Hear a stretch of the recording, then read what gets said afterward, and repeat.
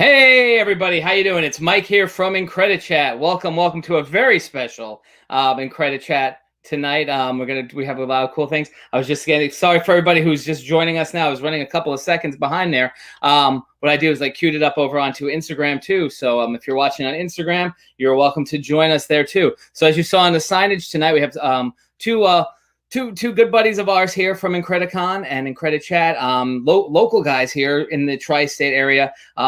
They run a great convention in New Jersey, and it's this weekend.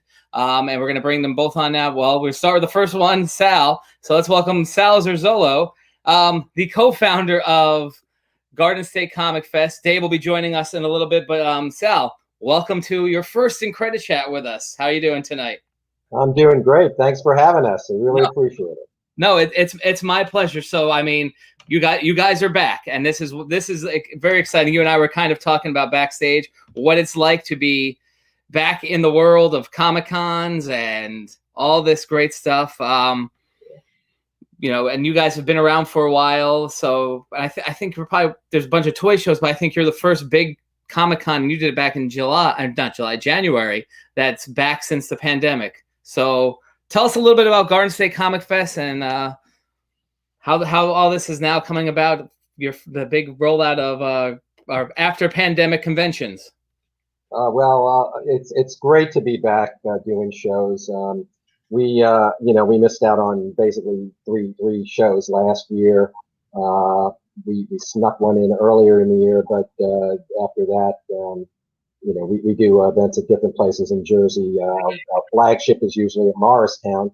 This year that didn't work out for reasons the county decided not to do events yet, and they were just being super cautious. So we are moving our normal show in June to this weekend, and it's going to be in Elizabeth, New Jersey at the Mills at Jersey Gardens Mall. We're taking over a former Century 21 department store that was there.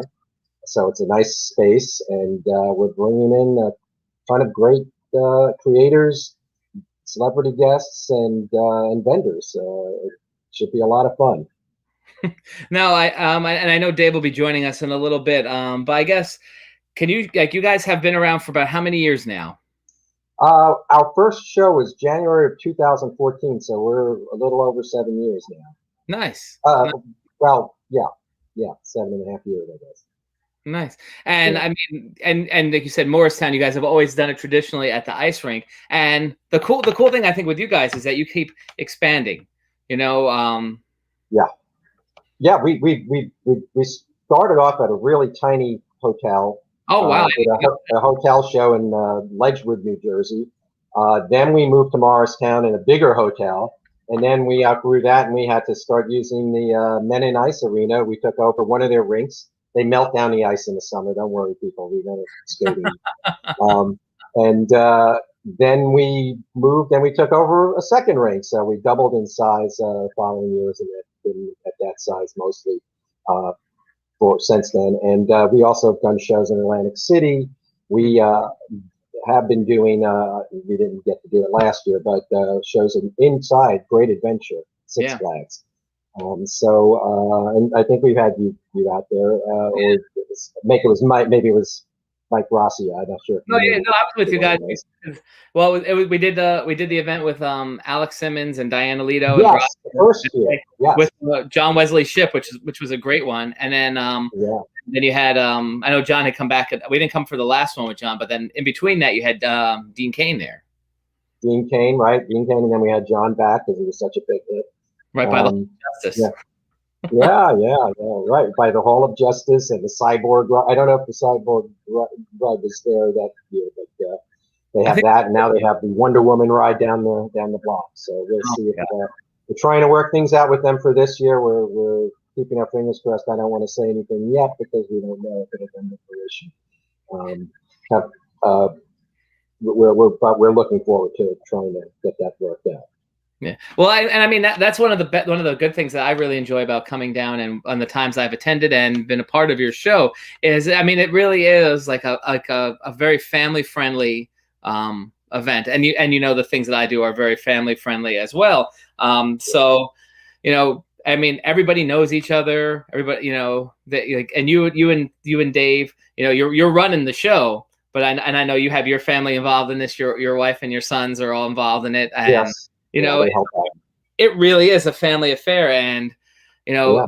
a very home kind of feeling, you know, and that's why I think that's one of the appeal of the Garden State Comic Fest. I think. Yeah. Well, we do that on purpose. You know, Dave has his family also involved. He's got cousins who come in from Pennsylvania to help out, and yeah, no, it is a family affair. You know, we've got a great staff. We've got Everett Fellow, who's our general manager. His family is very supportive. Danielle Pearson is also very involved, and her family comes down and helps out to some extent. And we have a great time, and we do want to be a family-friendly event. So it works out. And one of the best parts for me is seeing smiles on kids' faces, and you know, and that was one of the things that I loved about you guys, your team, and IncrediChat and Incredicon and all that. Was, you know, the kids. It's about the kids. You want to encourage that next generation of comic book followers and superhero followers to get in there. Otherwise, we'll go out of business in a couple of years. I appreciate your say your call you giving us a little shout out there. No, but I mean that's really what it is all about. Is you know, we all grew up with this love of comics and movies and entertainment and stuff, and these really are. This is the next generation, and you know, one of the greatest thrills too is like you see these young people who are aspiring young artists, and eventually they do become the guests at these conventions because they are now putting out their own work. Right. And to support that, we do have kids 10 and under are free to enter. So, you know, with their parent, of course. But so that's one of the things we try to do to have, you know, make it more attractive to families, and not break the bank on them. Yeah. And I mean, also you want to support your vendors and your artists too. So, you know, Yes. making it an affordable day for the family, you know, everybody can get in there, especially the kids under 10 free. So, you know what, then they can use those funds to support everybody that's in there. Cause I mean, that's one of the big parts of a convention too and I know everybody who watches us knows that as well, but you know, we want to make sure that we want to keep our vendors and artists, you know, in business as well, especially during these tough times. And, you know, I think that, again, going back to your January thing, you guys were really one of the first shows I can even think of that came back in an indoor kind of setting, you know. Yeah, and we did that very carefully. We had tons of restrictions. You know, we wanted to follow the law and actually go beyond what the laws and regulations were. You know, we limited how many people were in. You had to wear masks. You had to get your temperature checked.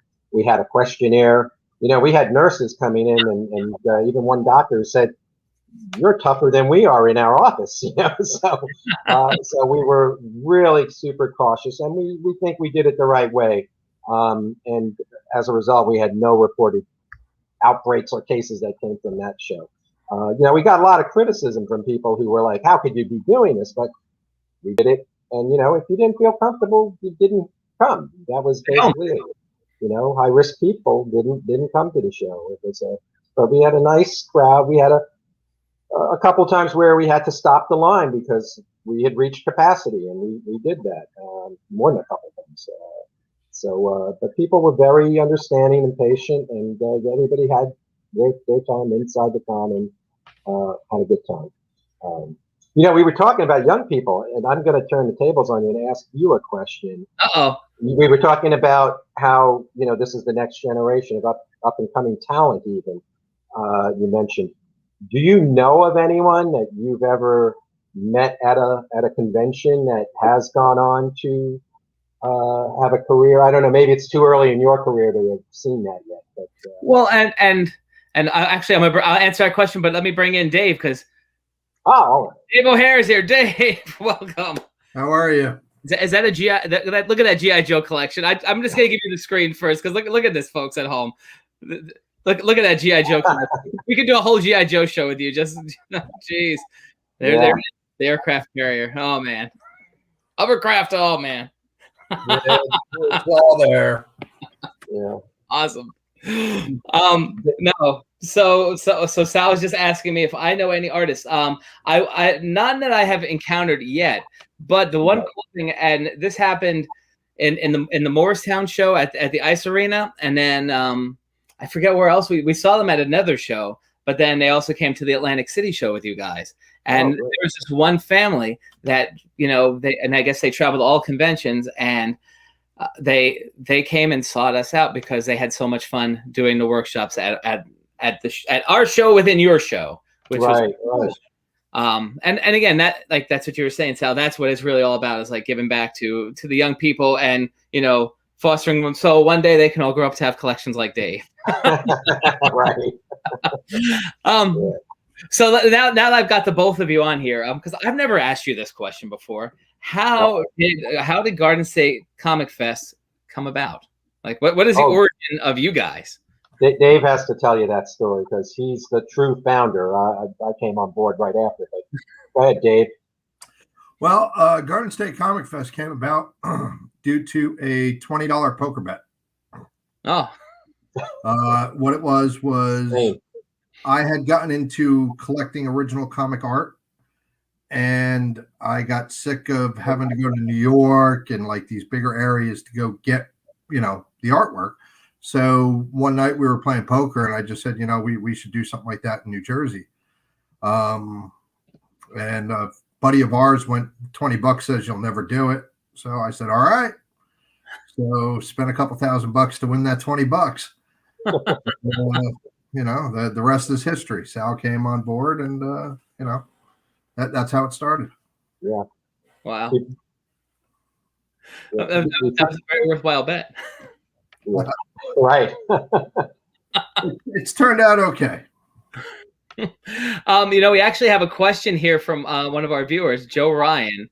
And I guess as showrunners, this could be some good advice for folks that are interested in doing a show. He's a fellow creator and upcoming indie creator. I know lots of my fellow creators do your show and would love to attend your next one. And I guess what he wants to know is what are some of your recommendations for indie creators to get it? I mean, obviously reach out to you guys, but for doing a convention, what would you recommend?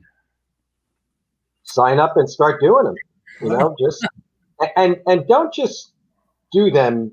Don't just buy a table and think you're golden and you're going to be the next big star. Learn a little bit about selling and how to present your table and how to present yourself. And if you're a little introverted, you have to come out of your shell. And Dave, you have anything to add to that? I would say don't be too pushy, but at the same time, don't be staring at your cell phone the entire time. Interact with people, make eye contact, have the banners behind you, like you have the Incredicon. Sal has the Garden State poster going there, because when you put it on the bottom of the tables and stuff, they're not eye level, so people don't see them as often. It sticks out a little bit more. Be good at your craft. Yeah. Make sure you're pretty decent before you put yourself out there. Have some, right, something worthwhile.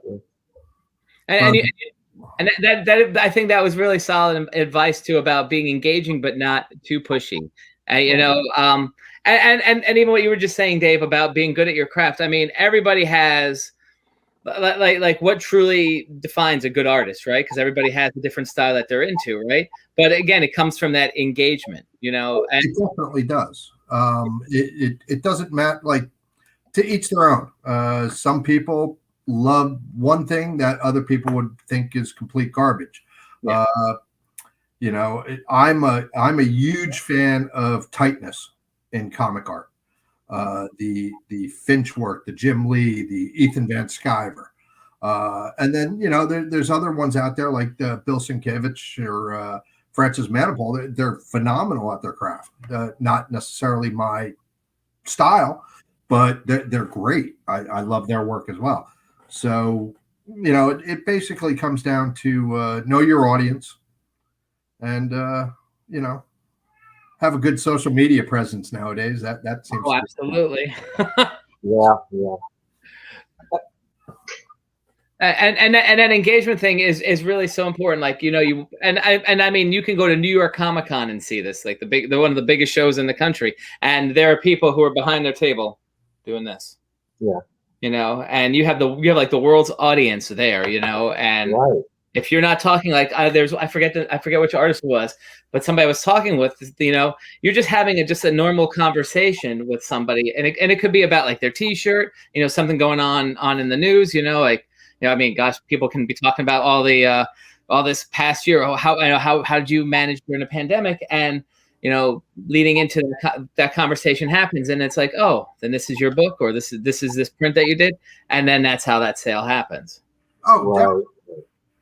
And it's also important to have the right stock on hand. Yeah. A lot of people bring too many prints and not enough original artwork, or they decide they don't want to do commissions at a show. I've had a couple times where I've walked up to somebody and went, wow, that's a beautiful print you have. Is the original artwork for sale? And they go, well, yeah. And I go, great. How much?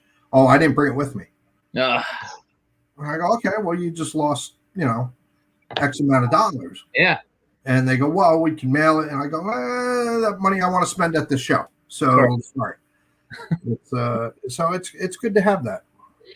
No, so you're absolutely right, because you know it's that impulse buy and again, that's what a lot of these shows are. People go to them, they have their itinerary of what they want to see, where they want to spend their money, the celebrities, or get what book signed, but then they have that money that they want to spend. Like, I'm going to find that cool thing, and if it's not there, you know, right, you're out of luck. So let me ask you about this weekend. What are some of the highlights for this weekend? Give us some information so the folks who are tuning in who want to come down, what can they look forward to this weekend there? Well, you want to start, or? Sure. This weekend, it was a tough show to put together. What I mean by tough is we were still in the throes of COVID and everything when we first, you know, announced this show. We had to change venues. We had to do a lot of things that we normally wouldn't do. Social distance and everything we did. Now, of course, everything's coming to an end. Yes. But we're still going to keep all those mandates in place. We're still going to ask for masks and stuff like that at the show. It's just easier. I don't want to deal with, you know, people, oh, do we have to? We don't have to. You know, I have a vaccine card. Oh, it's against my constitutional rights, blah, blah, blah. It just wear a mask. And it's going to be easier for everybody to just get through the weekend that way. But with all that said, we had to cut out a lot of things that we normally do, like panels, a kids section. We lost that. But at the same time, we did pick up a couple extra celebrity guests. We have a phenomenal amount of comic dealers, and some of the best comic dealers in the world. Great. We're going to be setting up this time. We have from all over the country. Yeah. Oh, wow. So, you know, all in all, you know, a lot of guests that normally we would have, we didn't get because of the COVID crisis, and that was still in effect. But I think the ones that we did get are great. I mean, with Billy Tucci and Steve Levine, you know, Tom Rainey, Jim Calafiore. We have some great local guys and some great ones that have flown in. On the celebrity side, you know, Noah Hathaway from Never Ending Story, Susan Backlaney from Jaws. She's great because, I mean, that's one of the most iconic movie scenes in movie history. Yeah. Vic Mignogna from Bleach and Full Metal Continues, Dragon Ball. So Tony Daniels, he's Tony the Tiger. Right. Lauren Lester is going to be there just Saturday. Yeah. Lauren Lester will be there Saturday only. He's Nightwing. And, of course, the Warriors. So the Warriors. We're doing pretty good. We have a pretty good lineup, and it's really going to be good to be back. We were back in winter for, you know, a smaller show, and we ran that with a lot of common sense, and everything was perfect. Yep, So we'll see how this goes, and we're looking forward to getting through this weekend and starting right up on the next one. Yeah. Now, I mean, you guys go actually a couple times a year. So are you? I assume you guys are gonna be looking at doing another January show once again, because this would be your second winter themed show. That was our second. The second one, yeah. Yeah, this will be our third. And Simon was very nice to us up the mall. So as of right now, nothing signed, but I could see us definitely doing a WinterCon in Rockaway Mall again. Yeah, and I mean, and I gotta say like that, and I mean, you said the money that gets involved in this winter. What a huge risk, because like you can be planning months in advance, and all it takes is one little snowstorm. We had a couple of doozies this past year, you know, and not only that, but I mean, with this year especially with COVID. We never knew when the regulations were going to change. Yeah. It could have been 5 people that showed up. Yeah, really right. So, well, and the thing is, people are hungry for this. I'm sure you. I mean, even with the people who were a little bit like iffy about your winter show, people are hungry. They want to come out. They want to spend the money, and I think it's great that you guys have these comic vendors coming in from across the country. Oh yeah, up and down the coast and from the Midwest and beyond. We've got comic book store owners from around the country are coming and treating it as a buying opportunity to pick up stuff too. So it's definitely a comic book centric Comic-Con. Of course, we have the celebrities and the cosplay going on and all that other fun stuff that goes with the con. In the past, we've had Chuck Rukowski come in from Mile High Comics out in Denver and just load up trucks and drive to Denver. So it's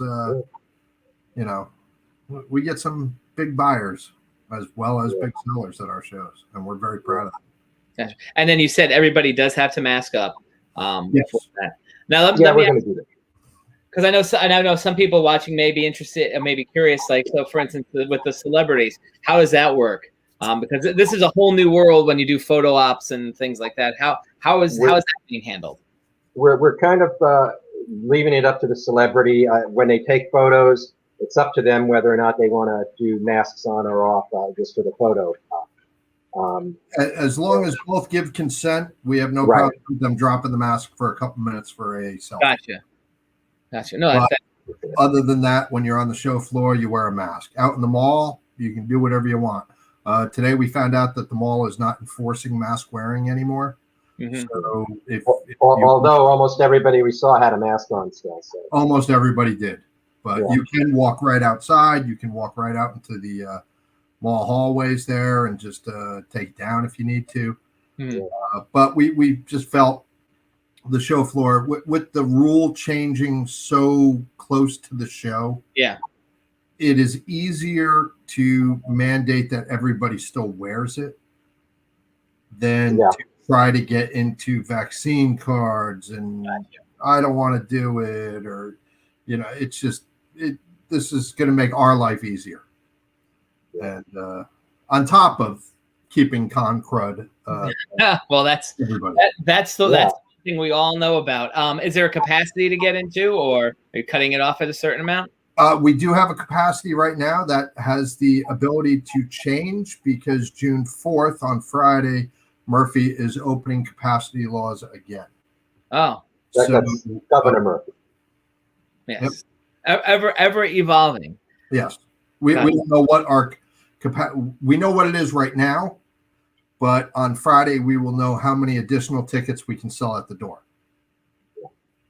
So I have a question from Instagram for you guys as showrunners, and I think Dave already can answer. I think we can figure out Dave's answer to this. But as showrunners, do you find yourself spending a lot of money at shows, and what is it that you're looking for? At our own shows? At your own shows?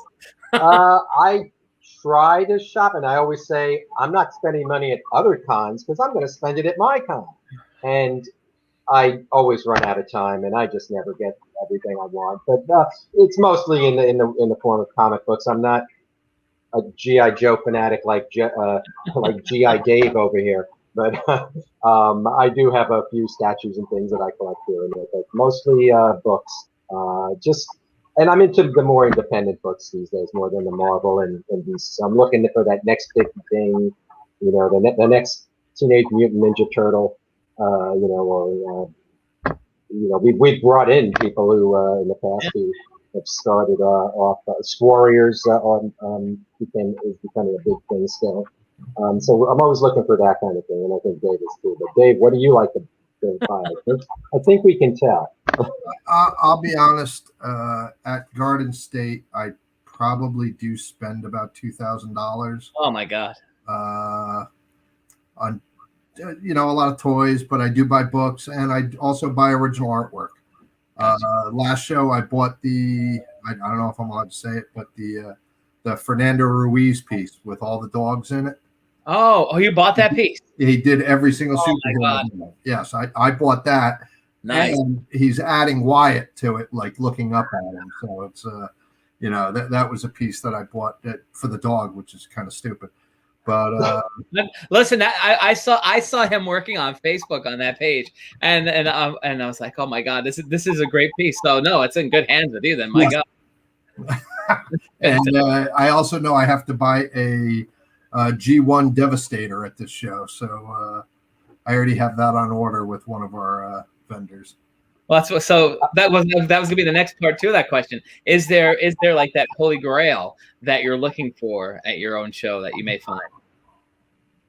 I honestly, I think I have all my holy grails. There's an aircraft carrier right behind me and a space shuttle. Yep. Yeah. So I think I have the collection I want. GI Joe. But comic books, I still, every time I see a GI Joe #1, I end up buying it. I have like 7 copies of it already. Trying to corner the market. Yeah. Do you have them signed by Larry Hama? I do. I have one actually signed by McLeod, Hama, and Trim. Oh, wow. So, actually, I was looking right here.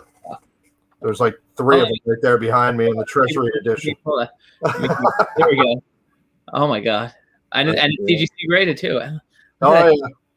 That GI Joe collection is incredible. By the way, you mentioned grading. We're going to have the CGC facilitators at the show and CBCS, 2 big grading companies. So anybody who wants to bring books down to submit them for grading, they'll have personnel right there to do that, and also to authenticate autographs and things like that. Mm-hmm. So yeah, that's a big deal. Nice. No, that's great. And another question is, and again, and I've seen a lot of the guests that you've had. Do you guys have a dream guest that if you could bring on into the show? I mean, I know like voice actor wise, you got a lot of folks that like Lauren Lester's Barbecue. I know you've had some other GI Joe folks there. We got Storm Shadow, Fiona Young, who was also in Deadwood. Last year, we were supposed to have Morgan Lofting and Francois Chow, and now when that all got knocked out. Now, when you said dream guest, are you talking celebrity guest or artist guest? Either or. Oh, okay. Well, for artist guests, my dream guest would. We've had Greg Hildebrandt at the show, who was a dream, and then it came true many times. He's been with us, but my dream guest would be Alex Saviuk. But we know his agent, and we've tried, and someday we'll succeed in getting into one of his shows. Hopefully, he doesn't do many shows. Gotcha. It's a real dream. If I were to pick a dream artist, I would love to see J. Scott Campbell. We could get him someday. Again, Bill Sienkiewicz, I would love to have him as a homecoming because he's from New Jersey. Mm-hmm. Amanda Connor is the one that's from this area. Celebrity-wise, I know it's going to sound weird, but I would love to meet the guy that plays Lucifer in the Lucifer series. I think he'd be a phenomenal guest.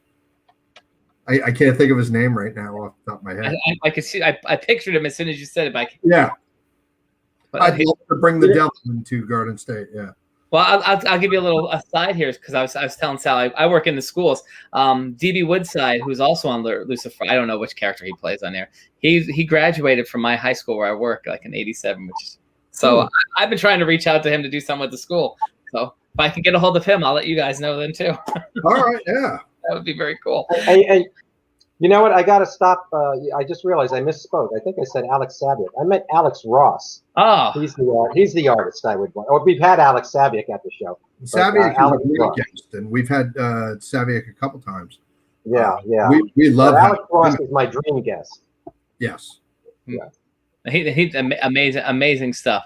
He has done. My gosh, and he's done like everything. Oh yeah. And then I just want to ask you guys too. This world of conventions. Now, this would be your second con in the COVID world, the pre-COVID, post-COVID world, right?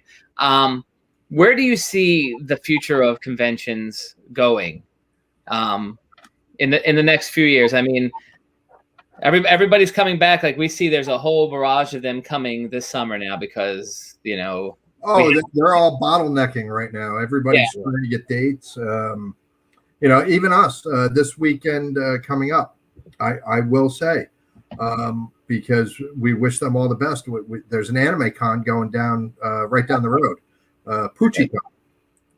And, I reached out to the promoter of PucciCon and said, hey, sorry, we had to move the dates because, on Monday, Bloomingdale's is taking over our space. We don't have a choice. Oh, wow, really? Yeah. I told you we took over a former Century 21, so Bloomingdale's is no. Yeah, we had. That's why our dates got moved. But I wish them the best. Whatever we could do to work together. I'm even going to make a post about them because, it seems like a well-run show, and I want to see them succeed in the anime field. Yeah. But when it comes to shows, I don't know. It seems everybody feels they can do it nowadays. Mm-hmm. There's a lot of great shows out there, but then there's a lot of shows that are starting to pop up that are giving other shows bad names. Yeah. So it's not that I'm trying to put anything down, but I would really try to look into it before you. Mike, how hard it is to run a show. Yeah, of course. But you really have to do your homework before it's not just throw a couple tables and a million people show up. There's a lot to it. And in our history, we've seen a lot of people come and go. One and done kind of thing. Where I'll just rent a place and people will come. No. Everybody likes to quote the old Field of Dreams line: "If you build it, they will come." No, you've got to do more than that. You've got to rent space. You've got to advertise and market. You've got to get out and reach out to the community. You've got to order tables and chairs and pipe and drape, and there's tons of work to do with this. And that's where Dave and I have tag teamed this, and we've got some really good help. I mentioned Eric and Danielle. So we've got some really good teams. Yeah, we've had a great team. Yeah, and it starts there. And Dave, before you got on, we were talking about how our families are involved too, and with your cousins coming in from Pennsylvania, and my sons and wife. It's a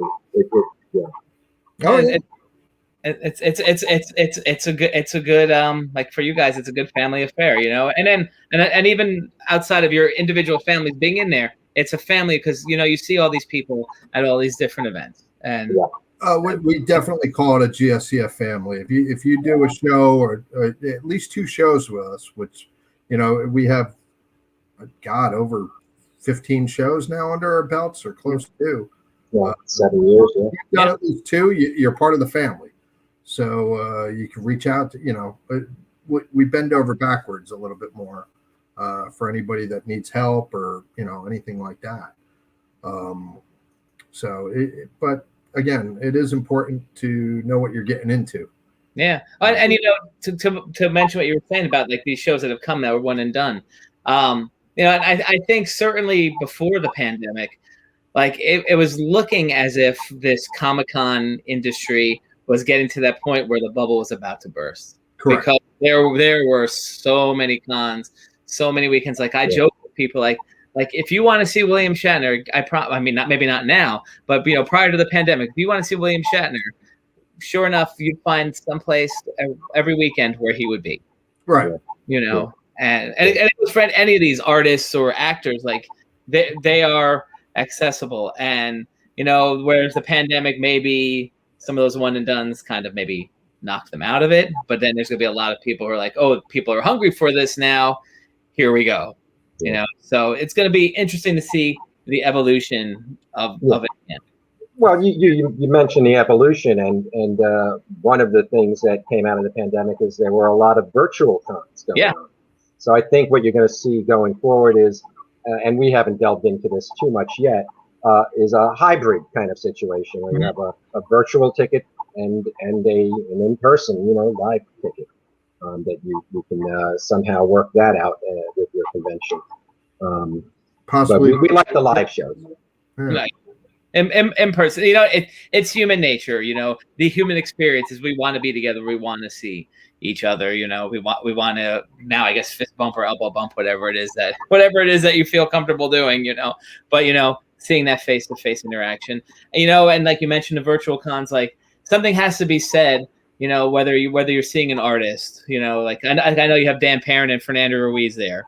Right. And Fernando, you know, there's a difference between seeing them in person, having them sign your book, or even like Lauren Lester having that, you know, and that conversation, as opposed to like what we're doing right here, right now. You know, the big difference. It's cool that we're talking, but it's better to see you guys in person. You know? I think Stan Lee quoted it best when he when, you know, a comic book is like a woman. It's much better to hold it than it is to watch it online. So, you know, and this kind of falls under the same thing. You know, you want to be able to see the books, you know. Big boxes. Yeah, I can't stand buying a comic book on eBay or something. I want to see them in person. I want to know what I'm getting. Yeah. You know. Or even if like you said, you know, knowing what you're getting, or not even that, the thrill of the hunt, like you said, you have 7 copies of that G.I. Joe #1. You want to dig through a box and be like, oh crap, here's another one, number 8. Lucky me, another $100.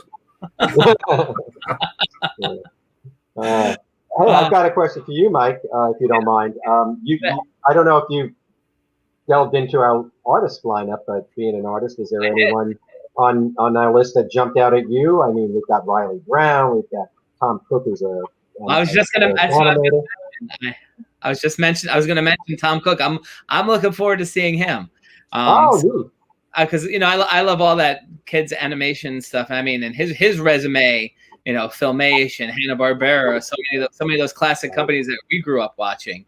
You know, like he'll be really cool. Then I'm looking. I mean, I've seen Dan and Fernando. I've had them on IncrediChat earlier on in the year. I'm looking forward to seeing them because I got the new Die Kitty Die and I need them to sign it.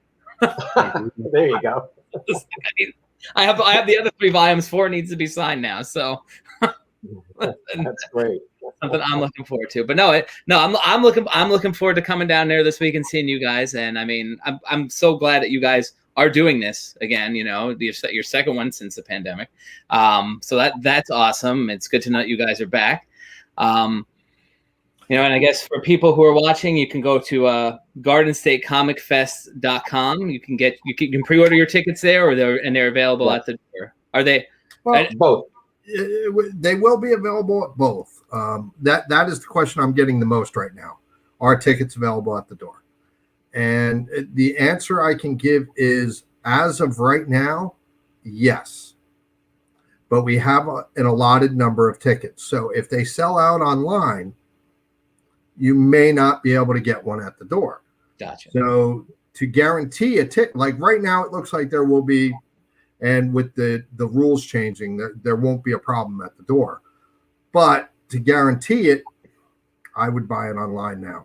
And it's also a little cheaper online. Oh, well, that's what I was just going to say. If there are any special codes that people can throw in, but if it's cheaper online, It is. There you go. There you go. And there's no time limit too. Like I know some shows have been doing that. Once you go in there, you can spend the whole day. You're not like pushing people through. Nope. They can come and go as they please. Oh, and they can come back. Oh, even better. Even better. Yeah. So no. Enjoy the mall. The mall actually has 3 restaurants in it. It has Johnny Rockets, it has a Chili's, and Applebee's, and then a full food court too. So there's a Ruby Tuesdays across the street as well as an IHOP. So there's plenty of food around. There's a Lego store in the mall. There you go. Go hang out there. And for some of you guys with wives like mine, there's an IKEA like 2 blocks away. So after you go to the con, they'll drag you through that. There you go. Which IKEA is that? I only know 2 of IKEAs in Pennsylvania. No, there's one in Elizabeth, New Jersey. Yeah. Which one? That's the one that's on the highway? Yeah, off near the airport. Oh, so that's where it's near. Okay, I didn't realize that. Yeah, we're right next to it. Oh, all right. So where you guys are. Cool. Because I was wondering. I was like, which mall is this? Again, New Jersey's full of malls. The land of the malls, yeah. They are the mall capital of the U.S. There you go. I think they're going to change it from the Garden State to the Mall State on the licenses. There you go. Right. At least listen. There's plenty of things to do. And so, like in Elizabeth, the blue law is not active in Elizabeth, right? No, it's only Bergen County. Only Bergen. Yeah, that's further north. Yep. Got you. So no, it sounds like it's gonna be a great weekend. Folks can come out, see you guys, see all the artists, spend some money, spend some money in the mall too. Support them. Again, great thing. I do my show at the mall, and it's great. It's a great partnership because you're giving traffic to all those retailers as well. Oh yeah, definitely. And you're pulling in people who are like, oh, there's a Comic-Con going on here today, so you pull them in too. So that's the best thing in the world. Yeah, it works out really well when you have openings to the mall and to the outside for the convention, because you can have people coming from both ways. So it actually works out really nice. Yeah, it's great. It's great for everybody. So guys, I think this is great. I look forward to seeing you, everybody watching who's tuned in tonight, and we'll watch this later on. Go check out GardenStateComicFest.com. Go check out the show in Elizabeth this weekend. All the guests, all the celebrities are all listed there. The vendors, you're gonna have toys and Funkos and all that good stuff there too. I hope. So definitely a Generation 1 Devastator. I know that. So. Well, if there's only one, that's yours, Dave. Well, actually, this vendor, his name is Mega Prime Collectibles. Okay. And Winter Edition was the first show that he did for us. He had every single G1 and G2 Transformer set up on his table. It was amazing. So it actually got me to the point going, all right, I'm done with G.I. Joe. Should I start collecting Transformers? Let me ask you a question now, since we're on this G.I. Joe Transformer thing, right? I think it was a Comic-Con exclusive years ago. Did they do like a G.I. Joe vehicle? Like it was one of the jets that transformed, and then you can put like the 3 1/4-inch G.I. Joe inside. They did a Skyfire or Jetfire. Yeah. And here we go. It's right up there on the ceiling. Hold on, let me see. Oh wow, there he is. Why wouldn't you have it, right? How does that look on? Did you put it on the aircraft carrier? Because I think it would look cool on the aircraft carrier. Yeah, well, the aircraft carrier's got a couple jets on it already, and I actually have a baseball card collection that I'm going through right now. On the side of like convention and going into GI Joes, it would be awesome. I guess probably from you as a kid too, if they made like the Transformers compatible like that jet with like all the like imagine having an Optimus Prime you can put the Joes in. That'd be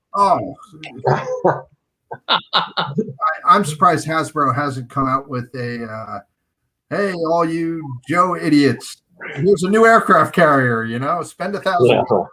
That'd be a Hasbro Pulse thing. Yeah. Hasbro's missing out on that. Well, listen, I got sucked into the Razor Crest, so I have that coming in the fall. So guys, thank you so much again for coming on tonight. And this was fun connecting with you guys again. And everybody, once again, go to GardenStateComicFest.com. Go to the show this weekend. It's going to be a lot of fun. Great artists, great talent, and Sal and Dave. So I mean, what more What more could you possibly want? No, listen, you guys are probably two of the and people who I've talked to in this, you guys are probably two of the most genuine and like, you know, beloved showrunners in the area. That, you know, I mentioned Garden State Comic Fest and they say Sal and Dave, you know, so you guys really outdo yourselves, and you know, you've got the support of all the people that come out to your show by far. Thank you. That's really nice to hear. Thank you. Yeah, no, it's 100% genuine, and like again, that's why. I mean, sadly, we can't do any kids things yet, but I mean, I can't wait to come back in there and do that stuff with you guys. And you know, I always love doing your show. It's so much fun. We can't wait to have you guys back actually to do the kids section. That's a big part of Garden State, and because we do like the family focused, and you know, this show we're kind of missing that. It's and I will be missing it. On this weekend, I'll be looking for it. Yeah, we'll get there. You know, the world is back, and Comic-Cons are back with it. So if you guys could just hold on 1 second while I wrap this up. I'm gonna see you guys backstage for a sec.